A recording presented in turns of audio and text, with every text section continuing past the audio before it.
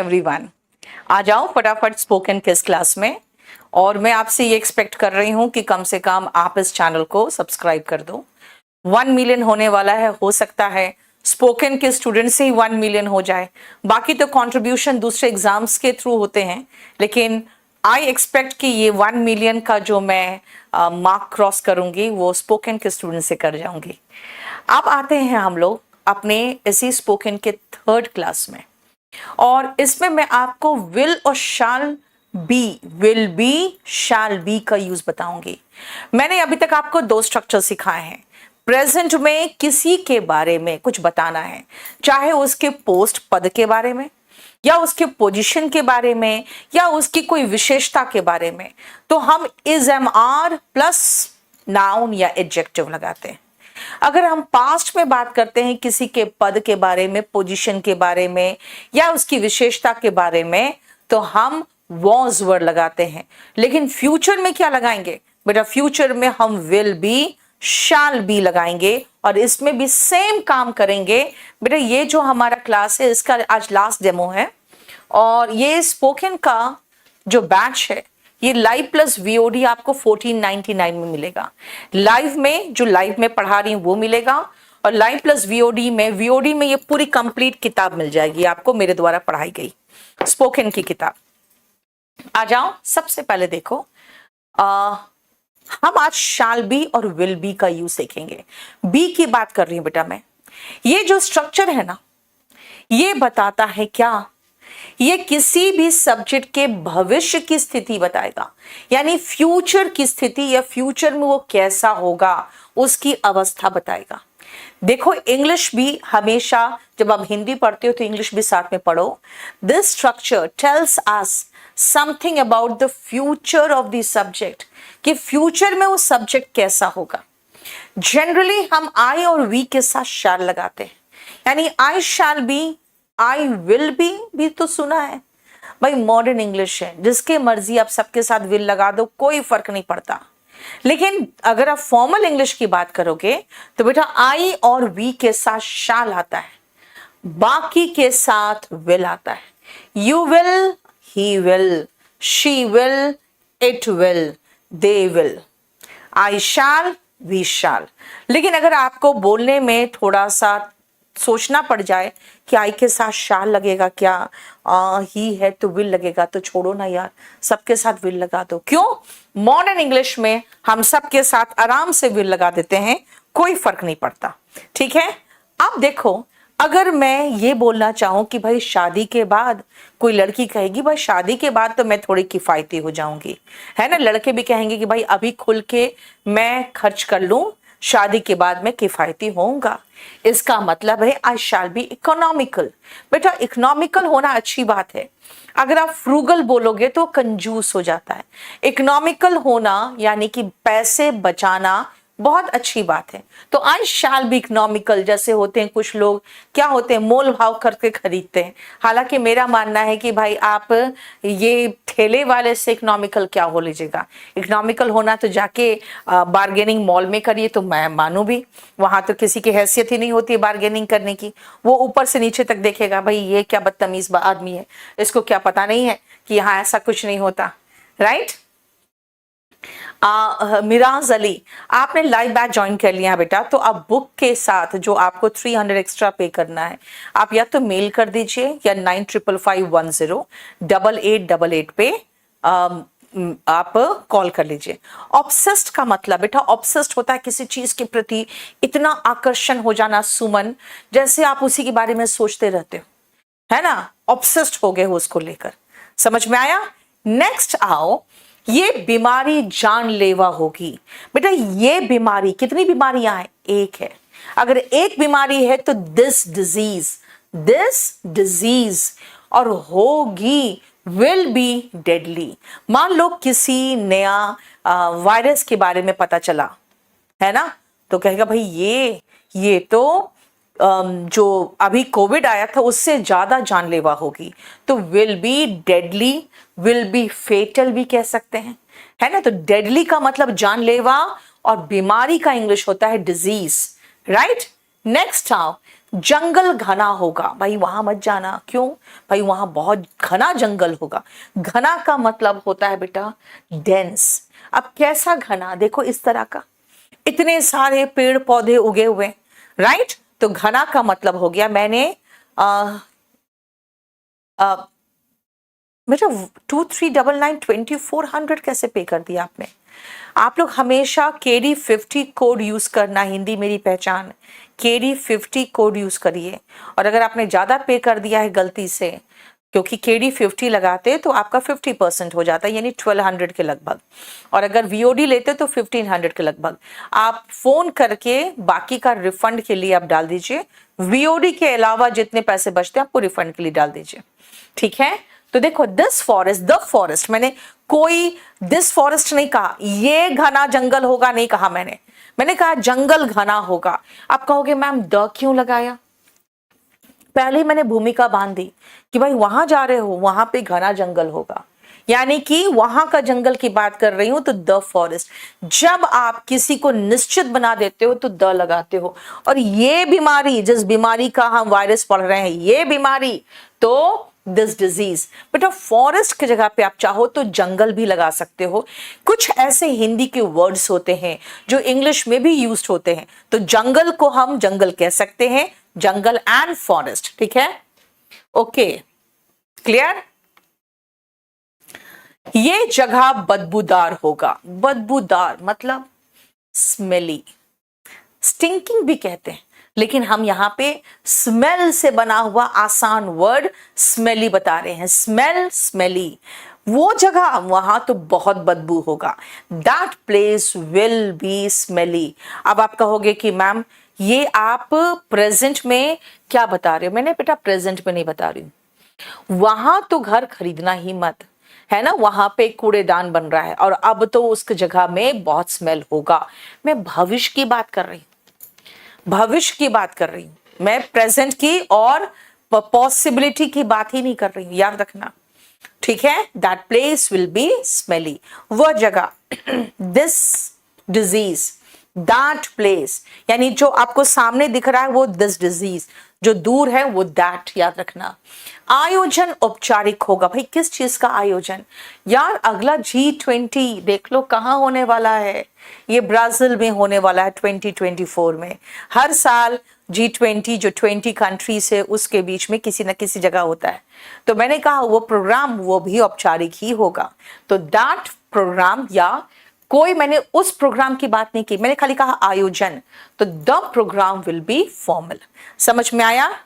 ठीक है। Spoken book कैसे खरीदोगे? KD लाइव से नहीं बेटा। बुक खरीदना है तो KD पब्लिकेशन में जाओगे, कोर्स खरीदना है तो KD लाइव में खरीदोगे। UPSC किंग बेटा अभी तो नया बैच ही आया, ठीक है। मोना कह रही है I shall be a business woman, लगाओ मोना। आप एक वुमन है तो अ बिजनेस वुमन, ठीक है। UPSC के लिए रॉयल, आपको UPSC की किताब भी मैं दे दूंगी, UPSC का एक VOD कोर्स है वो भी ले सकते हो आप। नेक्स्ट आओ, देखो नेक्स्ट, ऐसी फिल्म रोचक होगी। भाई कैसी फिल्म? अब देखो यहां पर लग रहा है जैसे कि कहीं पर गए हो, ये नहीं लग रहा है ये रेड रेड प्लैनेट, ये मार्स लग रहा है, नहीं।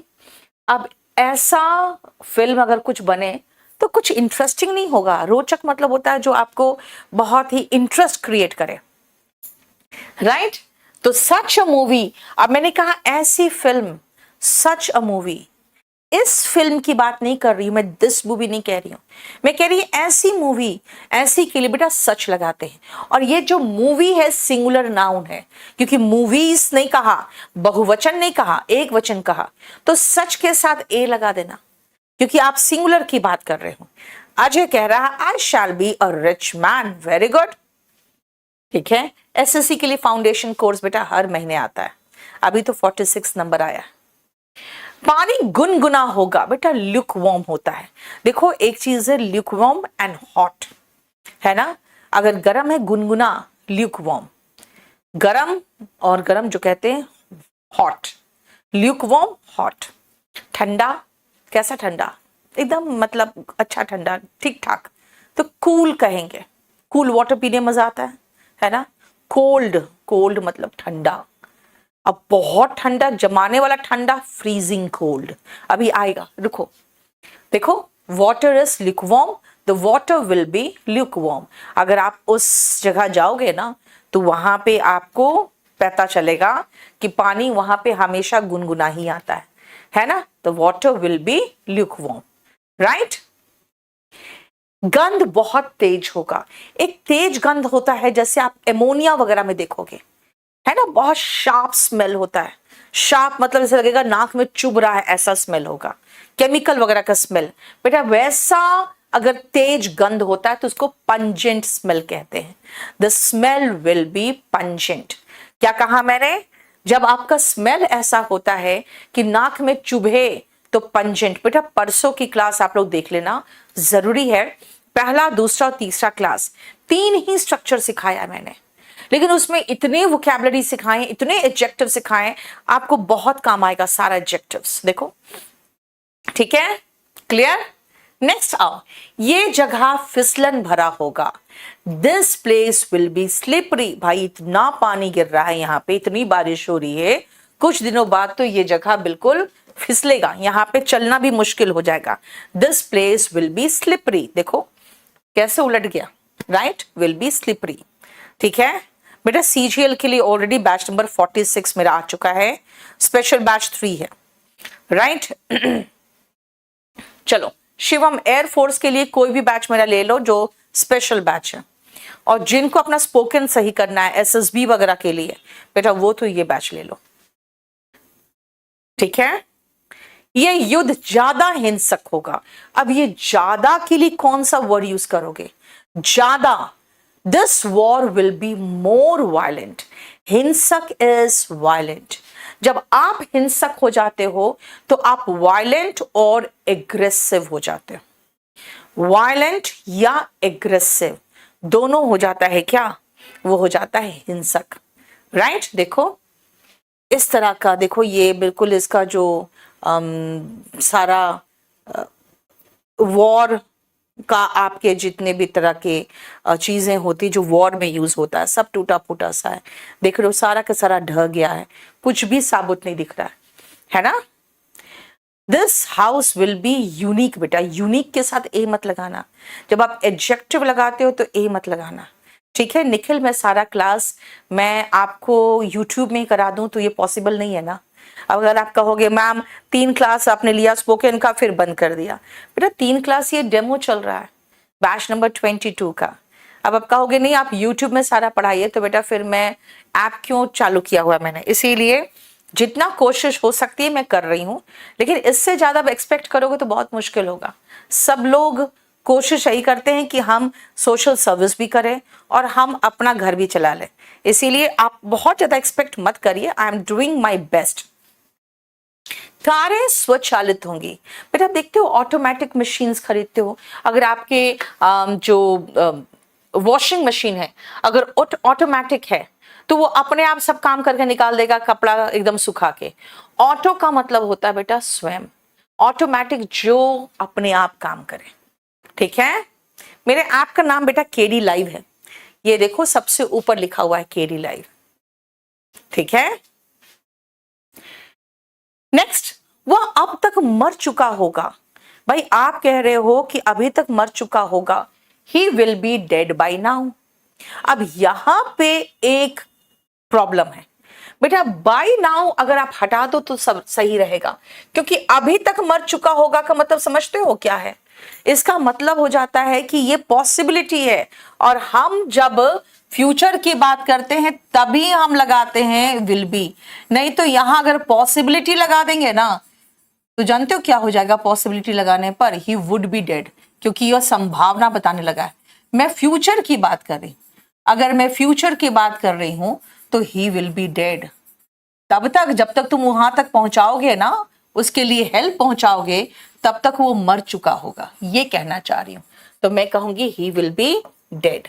देखो ठीक है, यानी इतना बूढ़ा, जब मैंने देखा था इतना बूढ़ा था, जब तक तुम वहां तक हेल्प पहुंचाओगे तब तक तो मर चुका होगा, ही विल बी डेड, ठीक है। तालाब जम चुका होगा, the pond will be frozen. बेटा फ्रीज, फ्रोज, फ्रोजन, देखते हो कई बार ऐसा होता है ना कि तालाब बिल्कुल ऐसा जम जाता है कि उसको तोड़ के पानी निकालना पड़ता है। नहीं, देखो पूरा का पूरा तालाब कैसा लग रहा है आपको, एकदम जमा हुआ लग रहा है, इसको तोड़ के पानी निकालना पड़ेगा। The pond will be frozen. आदेश जल्द ही प्रभावी होंगे। ठीक है, देखो ध्यान से, आदेश का मतलब द ऑर्डर, प्रभावी मतलब प्रभाव में आना, इफेक्टिव, और जल्द ही सून। देखो यानी इजराइल में कहा जा रहा हम ऐसे कर देंगे वैसे कर देंगे और ये ऑर्डर जल्द ही लागू हो जाएगा, है ना। देखो समझ में आया बेटा। मेडिकल स्टूडेंट्स के लिए स्पोकन क्लास, आप मेडिकल पढ़ने में, आपको अपनी पढ़ाई करने में सारा का सारा इंग्लिश चाहिए, ये जान लो अच्छी तरह से। क्योंकि मैंने एक चीज मार्क किया था, मेरी सिस्टर जब मेडिकल में गई थी तो उसका यही कहना था कि हम लोग सिलेबस से जद्दोजहद कर रहे होते थे, उस समय हिंदी मीडियम वाले इंग्लिश से जद्दोजहद कर रहे होते थे। तो आप डबल वॉर खेल रहे होते हो उस समय, जिस समय इंग्लिश मीडियम वाले सिर्फ सिलेबस, क्योंकि सिलेबस इतना वास्ट होता है ना मेडिकल का। ठीक है, चलो देखो, the order will be effective. Effective मतलब प्रभाव में आना, प्रभावी, सुन। उसकी बहस तार्किक होगी। बेटा तर्क से रिलेटेड तार्किक होता है ना। पढ़ते हो ना लॉजिकल रीजनिंग, लॉजिकल रीजनिंग पढ़ते हो ना। ठीक है, his argument will be reasonable या लॉजिकल। समझ में आया, लॉजिकल का मतलब तर्क है जिसमें लॉजिक है, राइट। देखो यहां पे एक लॉजिकल तरह से आर्ग्यूमेंट कर रहे हैं, राइट। देखो वह अब से अकेली नहीं होगी, she will be no longer alone. अब उसके साथ 3 सहेलियां और है। अब नो लॉन्गर का मतलब क्या है, अब और नहीं। लॉन्ग से लॉन्गर बना, नो लॉन्गर यानी अब से आगे नहीं। She will be no longer alone, अब से वो अकेली नहीं होगी। देखो यह वह ज्यादा सकारात्मक होगा, ही विल बी मोर पॉजिटिव। देखो ज्यादा सकारात्मक होगा यानी कि अब वो ज्यादा पॉजिटिव होगा। ठीक है, तुम ज्यादा लोकप्रिय होगे, लोकप्रिय, you will be more popular. अब हम ज्यादा का इस्तेमाल जब करेंगे ना बेटा, तो याद रखना हम मोर लगा रहे हैं।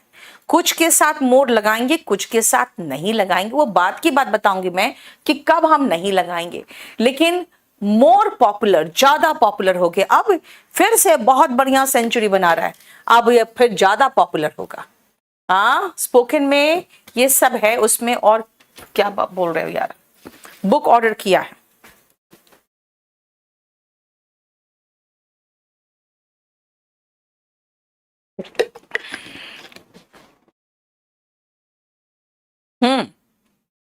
पॉपुलर या फेमस दोनों लगा सकते हो बेटा। स्टेनोग्राफर का जो बैच है वो आप एसएससी का बैच ले लो ना, batch number 46। Monica very good. चलो समझ में आया। इसका असर मनोवैज्ञानिक होगा। आप एक चीज मार्क कर रहे थे, कोविड के समय में लोग एकदम अलग थलग रहते थे, कोई एक दूसरे से बात नहीं कर रहे हैं, सब दूरी बना के हैं। इसका कहते थे कि मानसिक असर होगा, साइकोलॉजिकल। बेटा साइकी जो वर्ड है ना, जब आप रूट वर्ड पढ़ोगे तो ये जो साइको है, ये साइकी वर्ड, ये आपके माइंड से रिलेटेड है, यानी इसका मानसिक असर होगा। ठीक है, देखो its effect will be psychological, right. बेटा नोट्स वगैरह कुछ नहीं बनाना है, जितने वोकैबुलरी दूं उसको इस्तेमाल करो और दिमाग में इस्तेमाल करो, रोज याद करो, उससे और 10 सेंटेंस बनाने की कोशिश करो। ठीक है, इसकी कीमत तर्क संगत होगी। बेटा तर्क अभी बताया था ना, मैंने कहा था तार्किक, लॉजिकल। और अगर दाम की बात कर रहे हो, याद रखना आपके जो आर्ग्यूमेंट्स होते हैं, जो आप बहस करते हो, वो लॉजिकल होता है, किसी लॉजिक पर बेस्ड होता है। लेकिन अगर कीमत की बात करोगे तो कीमत ठीक ठाक, ज्यादा नहीं, रीजनेबल। ठीक है ना, रीजनेबल प्राइस। कहते हैं भाई रीजनेबल प्राइस पे चीजें बिकनी चाहिए, प्राइस राइज हो गया है बहुत ज्यादा। रीजनेबल का मतलब हो गया तर्क संगत। देखो, तुम इसके जिम्मेदार होगे, इसके तुम जिम्मेदार होगे। जिम्मेदार का इंग्लिश होता है responsible. You will be responsible for it, you will be responsible for it. Famous books बेटा 8:30 से 9:30 आपका स्पोकन का मंडे वेंसडे फ्राइडे लाइव चलेगा ही। अब इसमें अगर मैं नहीं क्लास लूंगी तब आपके पास इंफॉर्मेशन आएगा, क्लास लूंगी तब फिर कोई इंफॉर्मेशन देने की जरूरत तो है नहीं। शिवम बेटा केडी लाइव ऐप में जाओ, ऊपर सर्च जो दिख रहा है ना सर्च इंजन, उसमें जाके आप सर्च कर लो क्या, स्पोकन इंग्लिश, आपको यही बैच मिल जाएगा।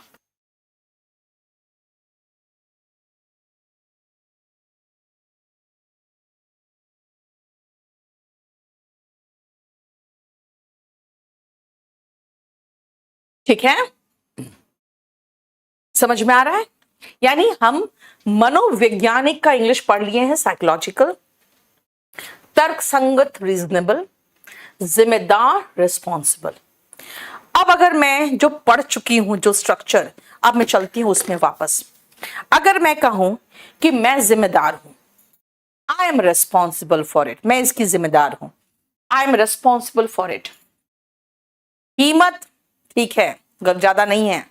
द प्राइस इज रिजनेबल, कहां, इस दुकान में, इन दिस शॉप, इस दुकान, एक दुकान की बात की थी मैंने कहा था ना ये, तो दिस आया था। अब अगर मैं वही कहूं कि भाई कोविड का असर मनोवैज्ञानिक था, तो मैं कहूंगी इट्स इफेक्ट वॉज, क्यों, कोविड खत्म है ना, वॉज साइकोलॉजिकल। समझ में आया? यस, ये जो आप देख रहे हो ये आप सेम वोकैबुलरी बेटा प्रेजेंट पास्ट फ्यूचर सब जगह इस्तेमाल करो ना, राइट? ये महत्वपूर्ण होगा, इट विल बी सिग्निफिकेंट। महत्वपूर्ण का एक और मीनिंग लिख सकते हो आप, it will be important, it will be important. Significant होगा, इंपॉर्टेंट होगा, राइट? जिसका महत्व होगा कुछ।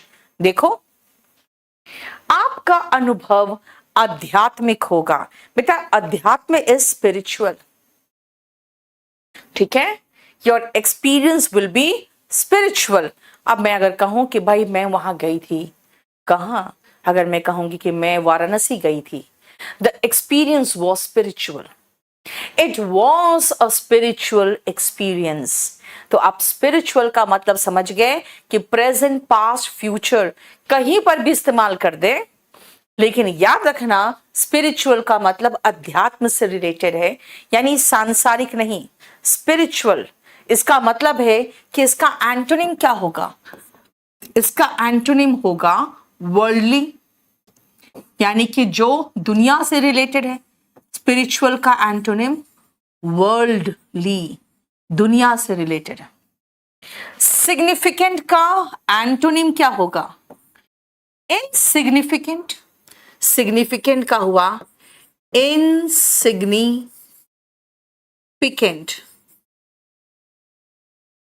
और अगर आप चाहो तो इसका एक और एंटोनिम लिख सकते हो, और ट्रिवियल। बहुत इंपॉर्टेंट नहीं, इनसिग्निफिकेंट और ट्रिवियल। देखो, वह नशे में था, ही विल बी, नशे में होगा, ही विल बी। याद करो, मैंने आपको ड्रंक बताया था, अब एक दूसरा वर्ड बता रही हूं। देखो क्या, इनिब्रिएटेड, कैसे बोलोगे, इनिब्रिएटेड, इनिब्रिएटेड यानी कि नशे में। देखो, आप चाहो तो और एक और मीनिंग लगा सकते हो,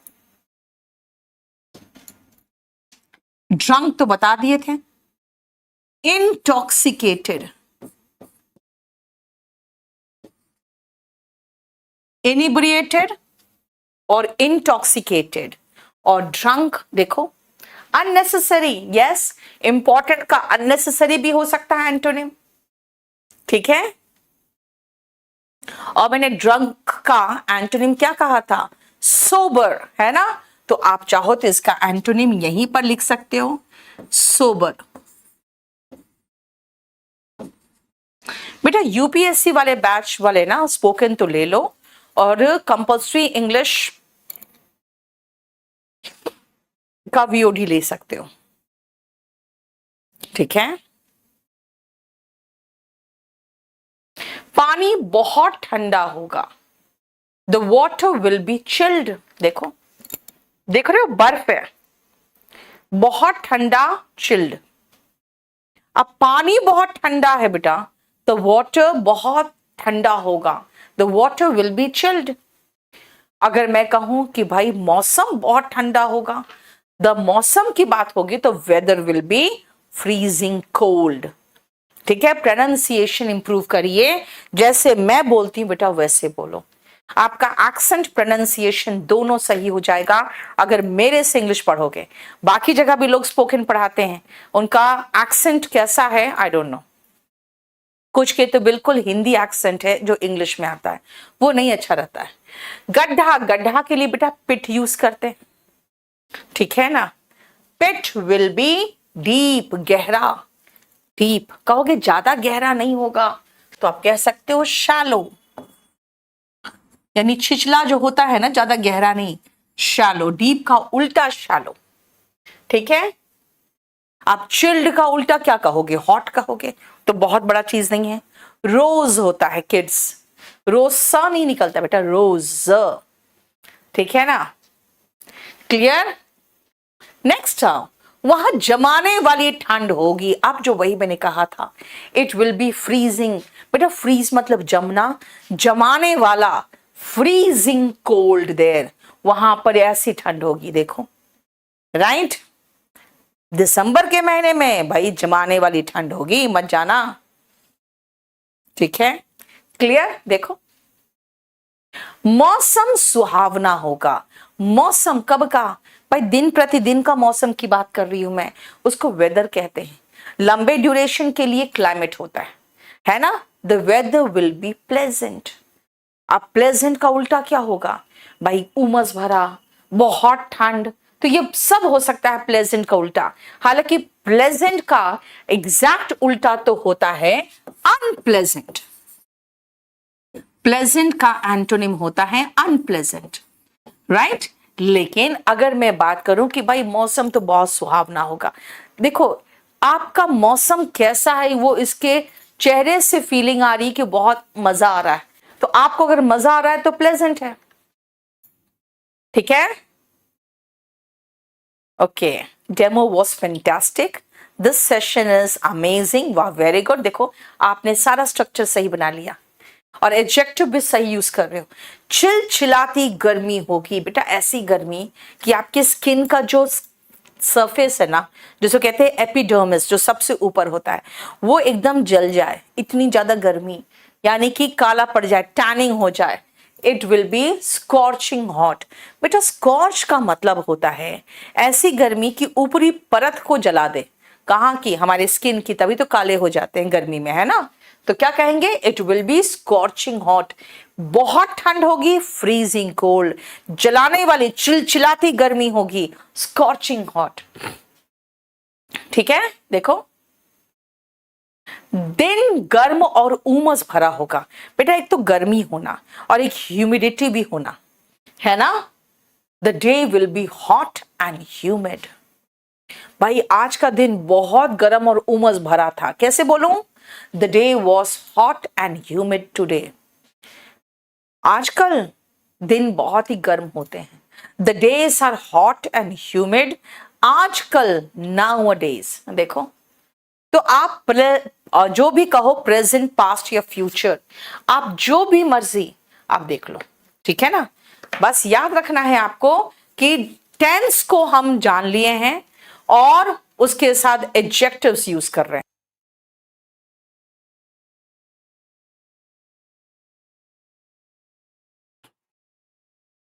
और आप एक चीज मार्क कर रहे हो, मैं कोशिश पूरी कर रही हूं कि मैं एडजेक्टिव जो पढ़ा चुकी हूं उसको रिपीट नहीं करूं।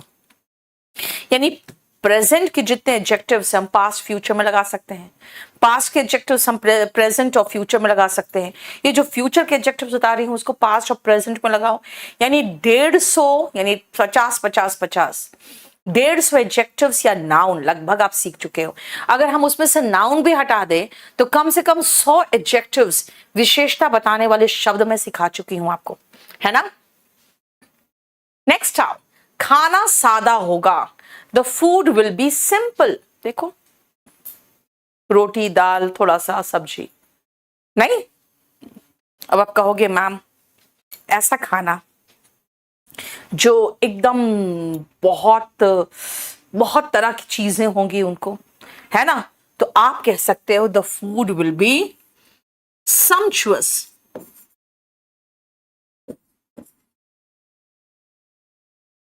आप ये भी कह सकते हो कि भाई उसमें बहुत सारे ऑयल वगैरह डला होगा, रिच, ठीक है ना।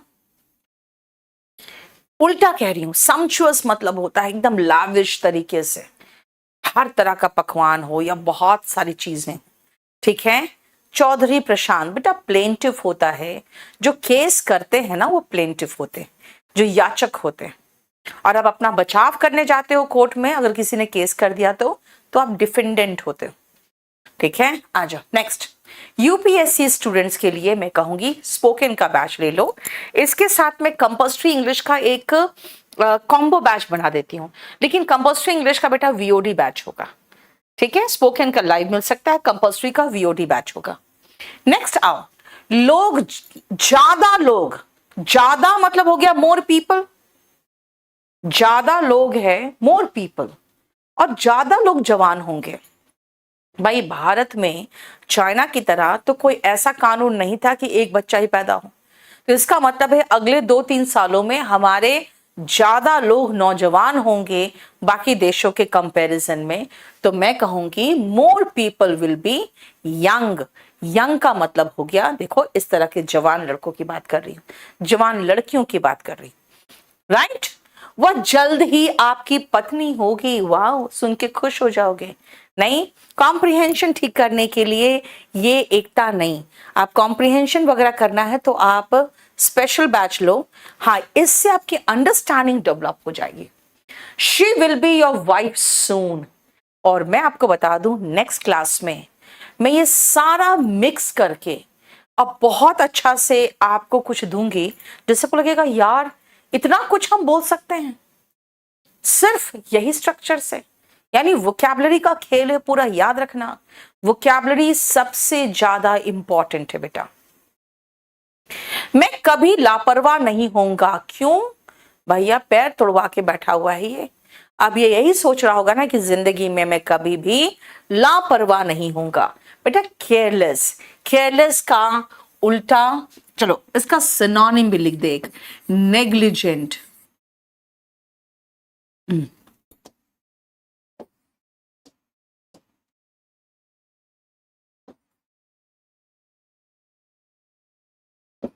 और इसका अगर एंटोनिम पूछोगे तो केयरफुल होगा, है ना। FULL मत लिख देना, FULL जहां चिपक जाता है FUL हो जाता है ना। केयरफुल, अलर्ट हो जाएगा, चौकस जिसको कहोगे। इसका एंटोनिम देखो, एंटोनिम का साइन है, वह कभी भी कर्तव्यनिष्ठ नहीं होगा। भाई देख रहे हो क्या कर रहा है, ऑफिस के टाइम पे दूसरों के साथ बातचीत कर रहा है, मुझे नहीं लगता है वो कभी भी सिंसियर होगा काम में।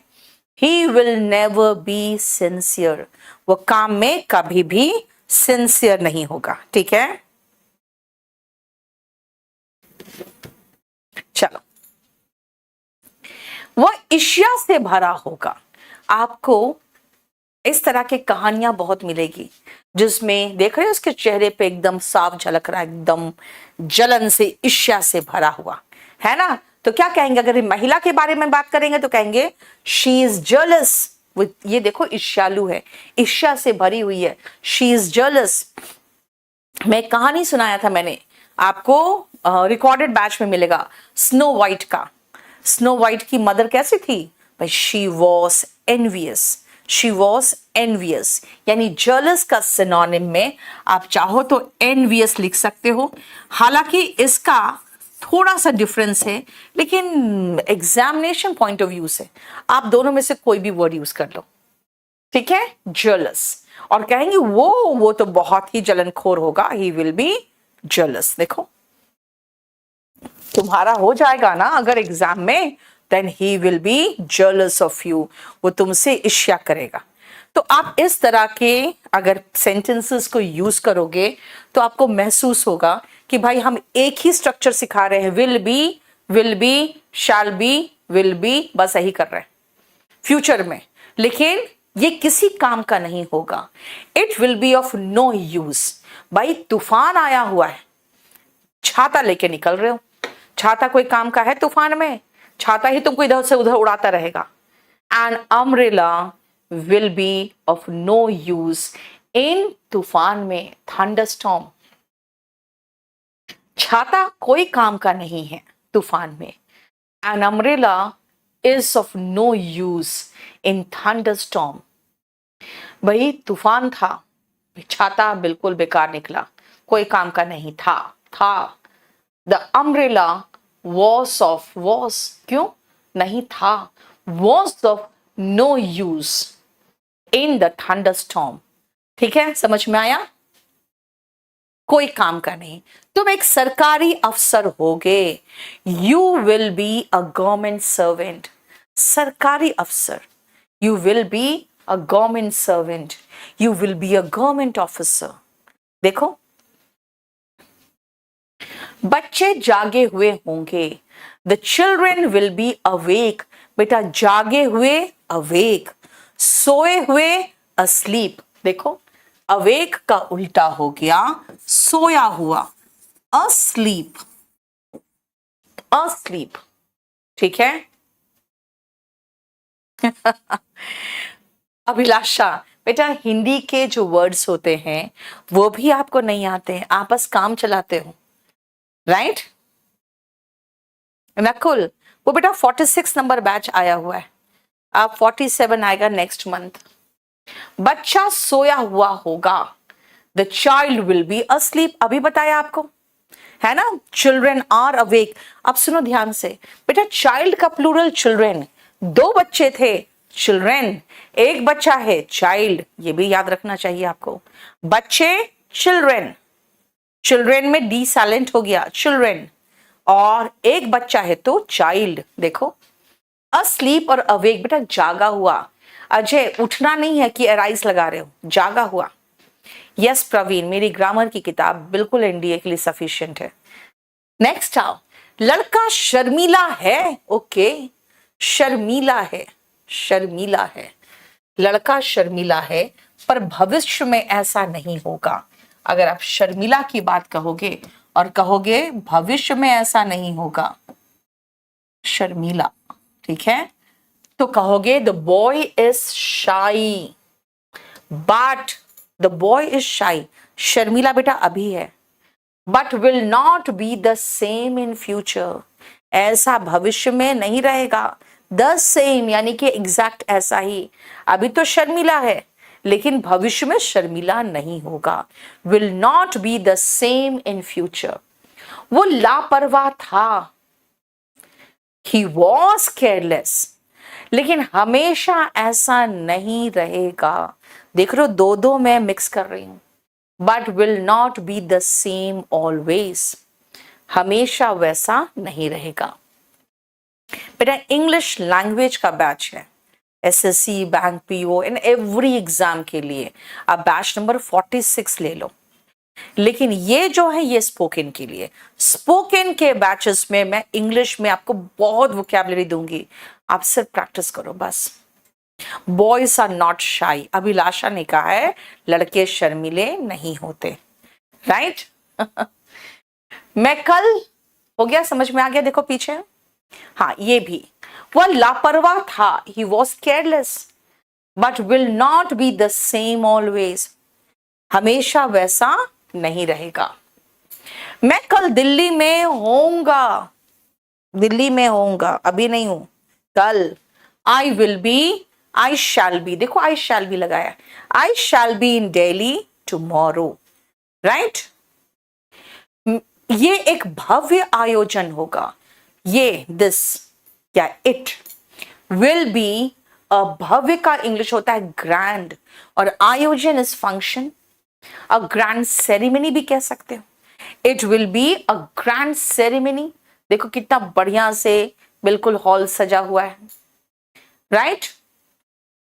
ये एक गगनचुंबी इमारत होगा, it will be a sky scraper, बेटा स्काई आसमान जो उसको स्क्रैप करे, यानी जैसे लगे कि बिल्कुल उसको रगड़ दिया हो, किसी चीज से नोच दिया हो, है ना, स्काई स्क्रैपर। बहुत बड़ी इमारत, बहुत ऊंची गगनचुंबी इमारत को स्काई स्क्रैपर कहते हैं, ठीक है। मैं अगले महीने अमेरिका में होऊंगा, आई शैल बी या आई विल बी चलेगा, इन अमेरिका नेक्स्ट मंथ, अगला महीना नेक्स्ट मंथ, पिछला महीना लास्ट मंथ, इस महीने दिस मंथ, ठीक है। बिसॉट होता है चौधरी प्रशांत। मैं कल इस समय घर होऊंगा, आई शैल बी या आई विल बी चलेगा, एट होम घर पर होऊंगा, I shall be at home at this time tomorrow. याद रखना, जब आप दो समय लगा रहे हो, कल और इस समय, बेटा पहले तो आप छोटा समय लगाओ एट दिस टाइम, उसके बाद बड़ा समय लगाना टुमारो। जो ज्यादा स्पेसिफिक टाइम होता है ना, पहले हम उसको लगाते हैं, ठीक है। कल शाम 5 बजे, हम लोग क्या कहते हैं, कल शाम 5 बजे, 5 बजे ज्यादा स्पेसिफिक है, पहले वो लगाओ। एट 5 o'clock, कल शाम, टुमारो इन द इवनिंग, ठीक है। एट 5 o'clock टुमारो, बस एट 5 PM टुमारो, हो गया। अब याद रखना, पहले 5 PM लगाया, फिर टुमारो लगाया, ज्यादा स्पेसिफिक टाइम पहले लगाते हैं। और अगर उतना भी समझ में नहीं आए तो इतना याद रखना कि हम सबसे पहले ट्रांसलेशन में पहला शब्द उठाते हैं, फिर लास्ट का जो शब्द होता है वो हमें टेंस बताता है, और फिर लास्ट से ही हम शुरू करते हैं, यानी कि पहले इस समय, फिर कल, आई होऊंगा शैल बी, घर पर eight home, at this time tomorrow. मैं उठाने के बाद आप सीधा पीछे से ट्रांसलेशन शुरू कर दो, यानी मैं जैसे कहा मैंने आई, उसके बाद होऊंगा तो विल बी, कहा घर पर एट होम, इस समय एट दिस टाइम, कल टुमारो, ठीक है। क्लियर, पीछे से चलते हैं बेटा। लोग ज्यादा व्यवहारिक होंगे, ठीक है। व्यवहारिक मतलब बेटा प्रैक्टिकल, माँ बाप मिन्नत कर रहे हैं, उदास है, ऐसे कोई मतलब नहीं, अपना कहीं और देख रहा है, क्यों, प्रैक्टिकल कहते हैं ना, ज्यादा इमोशनल मत होइए। इसलिए प्रैक्टिकल का एंटोनिम आप लिख सकते हो, अगर प्रैक्टिकल का एंटोनिम देखोगे तो इसका एंटोनिम होगा इमोशनल, यानी कि सेंसिटिव, प्रैक्टिकल का उल्टा इमोशनल। हमारे बच्चे एकांत प्रिय होंगे, our children will be recluse. आप कहोगे नहीं मैम सामाजिक होंगे, ओके, सामाजिक को बेटा सोशेबल कहते हैं। सामाजिक मतलब समाज में सबके साथ रहते हो, आप सोशेबल हो। अकेला रहना पसंद करते हो, भाई देखो पेड़ के नीचे बैठ के अकेला खेल रहा है कुछ, है ना, दैट इज सोशेबल, ठीक है। उसका अगला गाना भी सुरीला होगा, बेटा सुरीला जो होते हैं मेलोडियस होते हैं, भाई गाना मेलोडियस सॉन्ग है, देखते हो ना इसके सॉन्ग मेलोडियस होते हैं, आप कहोगे भाई इसका अगला गाना भी मेलोडियस होगा, है ना। वह अपने पिता की तरह ही सक्षम होगी, she will be as efficient as her father, बेटी भी बाप पर जाएगी, she will be as efficient as her father, इसका मतलब सक्षम, एफिशिएंट मतलब सक्षम। देखो ध्यान से, मेलोडियस का मतलब क्या होता है, सुरीला, राइट, क्लियर। बेटा मेलोडियस का एंटोनिम ऐसा कुछ नहीं होगा। आप कह सकते हो शोर से भरा हुआ, खाली शोर से भरा हुआ, उसको आप कह सकते हो नॉइजी, कैकोफोनस, है ना। नॉइजी मतलब होता है जैसे शोर होगा, noisy. Your voice is melodious, yes. अब बस यूज करो कि आपकी वॉइस बहुत सुरीली है, योर वॉइस इज मेलोडियस। ठीक है। अभी मनीष पूछ रहा है मोनिका कहां से हो, बेटा पढ़ लो, है ना। इंग्लिश नहीं आएगी तो मोनिका नहीं पटेगी। बेर V3 फॉर्म, बेटा बेर का मतलब अगर पैदा करना है तो BORN होगा। बेर का मतलब बर्दाश्त करना है तो BORNE होगा। और बेटा बियर मत बोलना, वो बेर है।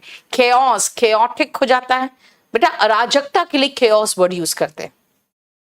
Noisy, yes. मेलोडियस का अगर आप कहोगे तो आप कह सकते हो नॉइजी। और एफिशिएंट का मतलब होता है सक्षम। अगर आप कहोगे सक्षम नहीं है वो यार, बिल्कुल नौसिखिया टाइप का है, नोविस, नौसिखिया, नोविस, नियोफाइट, टाइरो, ये सब छोड़ो, बहुत सारा सिनोनिम है। सही बात है यार, पढ़ा रही हूं मैं, पढ़ लो। तो मोनिका तुम कहां से, मोनिका नहीं भाव देगी तुम्हें। बेटा याद रखना, आपकी रिक्वायरमेंट जो है उसके अकॉर्डिंग बैच लेना। अगर आपका रिक्वायरमेंट आपका स्पोकन है तो आप लाइव बैच चाहते हो तो लाइव ले लो। और अगर आप चाहते हो कि नहीं लाइव के साथ साथ मुझे कुछ प्रैक्टिस का भी मिल जाए, तो बेटा आप रिकॉर्डेड ले लोगे। तो ये पूरी किताब मैंने उसमें पढ़ाई हुई है। इसमें स्पोकन के भी बहुत सारे आपको वोकैबुलरी मिल जाएंगे पीछे से, जो आपको PDF लोडेड है। और ये पूरे कंप्लीट बुक जो है आपको मैं पढ़ाऊंगी। ये बुक आपको KD पब्लिकेशन में मिल जाएगा। अगर आपके हाथ में आ जाए ना तो अच्छा होगा, आप प्रैक्टिस करोगे और फिर उसका मीनिंग देखोगे, बगल में देखते जाओगे। अब सुनो ध्यान से, इसमें जो है इसमें लाइव प्लस VOD है। इसमें VOD में पूरा ये किताब पढ़ाया और लाइव में अभी पढ़ा रही हूँ। ठीक है। अगर आप कहोगे नहीं मुझे SSC, bank PO, stenographer, CDS वगैरह के लिए लेना है, तो उसका नया बैच आया हुआ है, बैच नंबर 46, आप वो ले लेना। ठीक है। आप देखते हैं, मैं देखती कोशिश करूंगी फिर से कुछ नया अच्छी चीज लेके आऊं। लेकिन अब स्पोकन की बैच जो चलेगी वो ऐप में चलेगी। इसीलिए परसों से जो भी YouTube में हो, आप ऐप में पहुंच जाओ, KD लाइव ऐप को डाउनलोड करो। जाके प्ले स्टोर में जाइए, KD लाइव ऐप को डाउनलोड करिए। वहां जाके ऊपर आपको जो सर्च इंजन मिलता है, वहां जाके आप स्पोकन लिख दो। आपको लेटेस्ट जो स्पोकन का बैच है 22, वो 2 बैचेस आएंगे आपके सामने। एक आएगा सिर्फ लाइव 1199 का, और एक आएगा लाइव प्लस VOD 1499 का। वहां पे 1499 वाला आपको अराउंड 2900 समथिंग दिखाएगा, 3000 के लगभग दिखाएगा। और ये आपको लगभग 2400 के लगभग दिखाएगा। तो आप क्या करोगे, वहां पे KD 50 या सोशल SOCIAL या KD 50, KD कैपिटल लेटर्स में कोई स्पेस नहीं, 50 डालोगे तो 50% अपने आप इसमें डिस्काउंट हो जाएगा। ठीक है। चलिए नेक्स्ट क्लास में आपसे बहुत जल्दी मुलाकात होगी। Thank you so much, stay blessed. और मैंने आपको ये जो पूरा स्ट्रक्चर सिखाया है, करीबन 150 नए वोकैबुलरी सिखाए आपको, जिसमें 100 तो सिर्फ एडजेक्टिव है जो विशेषता बता रहे हैं, और करीबन 40-50 कुछ ऐसे नाउन्स है। वो सारे वोकैबुलरी याद करो और सबको एक साथ तीनों सेंटेंस में यूज करना। जैसे मेलोडियस, मैं कहूंगी लता मंगेशकर को याद करूंगी, मैं कहूंगी हर वॉइस वॉज मेलोडियस। अगर मैं सुनिधि चौहान को याद करूंगी तो मैं कहूंगी हर वॉइस इज मेलोडियस। और कहूंगी इसका अगला गाना इट विल बी मेलोडियस, बहुत अच्छा गाता है तो मेलोडियस तो होगा ही। यानी मैं तीनों में इसका इस्तेमाल करके देखूंगी कि क्या मुझे ये जो स्ट्रक्चर है वॉज, इज, विल बी, ये बिल्कुल अच्छे से आ गया है कि नहीं, उसके साथ सारे एडजेक्टिव्स वगैरह हम समझ गए कि नहीं। ठीक है। चलिए नेक्स्ट क्लास में आपसे मुलाकात होगी। Thank you so much.